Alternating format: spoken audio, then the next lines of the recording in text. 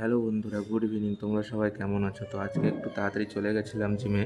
তো প্রত্যেক দিন অফিস থেকে এসে জিমে গিয়ে ভিডিও বানানো অতটা সময় হয়ে উঠতে পারে না বলে করতে পারি না।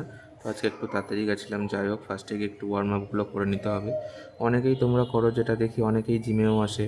এসে দেখি তারা জিমে এসে একটু হাত পাটা নাড়ালো কি নাড়ালো না, এসেই সাথে সাথে ডাম্বেল তোলা শুরু করে দিল বা এক্সারসাইজ করা শুরু করে দিল। এটা এটা এটা এটা ফ্যাক্ট না, এটা কখনোই করতে নেই। কারণ জিমে গেলে তোমার বডিটাকেও বুঝতে দিতে হবে যে তুমি তখন এক্সারসাইজ করতে যাচ্ছ। ফার্স্টে তোমার বডিটাকে ভালো করে নাড়িয়ে চাড়িয়ে এদিক ওদিক যে ওয়ার্ম আপের যে স্টেপগুলো রয়েছে সেগুলো তোমাকে করে নিতে হবে। তো আমরা সেগুলোই করছিলাম, তোমরা দেখতেই পাচ্ছ। কিন্তু সবচেয়ে বড় কথা হলো, জিমে গিয়ে না পুল আপটা আর পুশ আপটা এই দুটো আমি ম্যান্ডেটারি মনে করি। কারণ যতক্ষণ না পর্যন্ত তোমার রিস্ট তোমার বডি ওয়েটকে কন্ট্রোল করতে পারছে, ততক্ষণ মনে হয় না আমার ডাম্বেল দিয়ে কোনো কিছুই এক্সারসাইজ আমার জন্য প্রযোজ্য। তো তারপর একটু হালকা পাতলা ট্রাইসেপের এক্সারসাইজ করলাম, কারণ আজকে ছুটির দিন, সারাদিন অফিস জিম এমনিই থাকে। তো আজকে ছুটির দিনে হালকা পাতলা একটু করছিলাম।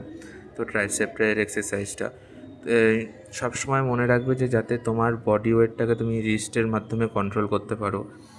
পুল আপ দেওয়ার চেষ্টা করবে, পুশ আপ দেওয়ার চেষ্টা করবে। আজকালকার দিনে জিমে সবাই আগে গিয়েই দুদিন জয়েনিং করেই সবাই শুরু করে দেয় ডাম্বেল, সেটা কখনোই না। তারপর একটু অ্যাপসের এক্সারসাইজ করলাম।